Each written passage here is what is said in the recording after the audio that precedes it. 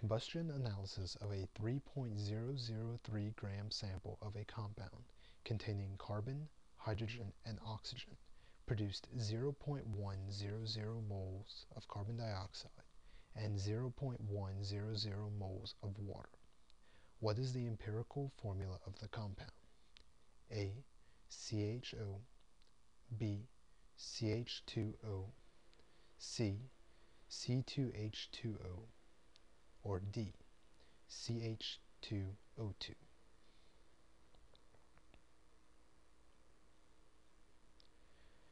Subscripts in an empirical formula reflect the mole-to-mole ratio of elements present in a compound in terms of smallest possible whole numbers.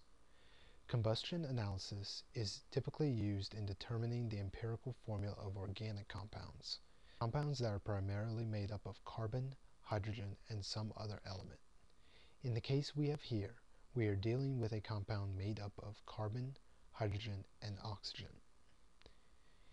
In combustion analysis of an organic compound, all the carbon atoms in the sample end up as part of carbon dioxide molecules, and all the hydrogen atoms in the sample end up as part of water molecules. Since we are given the amount of carbon dioxide and water molecules obtained from a sample, we have enough information to determine the mole-to-mole ratio of carbon to hydrogen.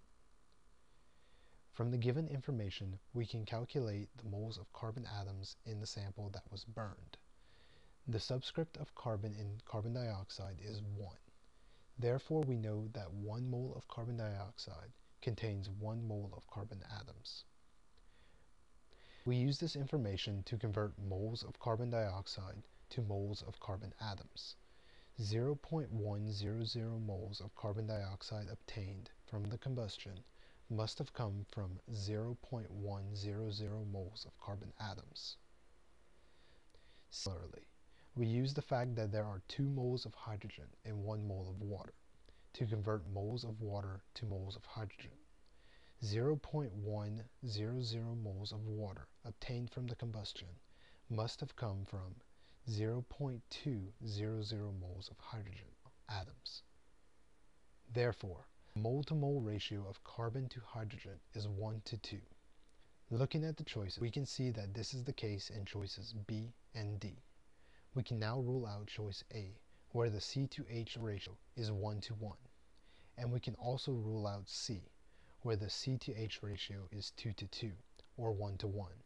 The question now is, how do we determine the subscript for oxygen? We have enough information to determine the amount of oxygen in the sample. All we have to do is subtract the mass of carbon and hydrogen from the total mass of the sample. Earlier we found that the sample contained 0.100 moles of carbon. Therefore, the mass of carbon in the sample is simply the mass of 0.100 moles of carbon.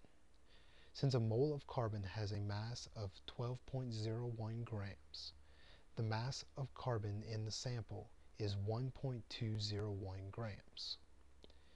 Similarly, we earlier found that the sample contained 0.200 moles of hydrogen.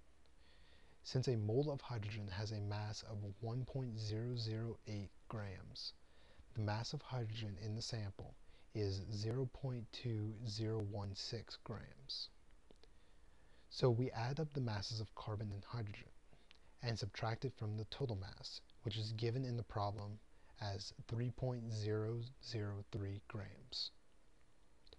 And we find the mass of oxygen in the sample to be 1.600 grams. We then convert the mass of oxygen to moles, and we find that the sample contains 0.100 moles of oxygen. Therefore, the mole-to-mole ratio of carbon to hydrogen to oxygen is 0.100 moles of carbon to 0.200 moles of hydrogen to 0.100 moles of oxygen. This ratio, expressed in terms of the smallest possible whole numbers, is 1 to 2 to 1. Therefore, the empirical formula of the compound is CH2O, and the correct answer is B.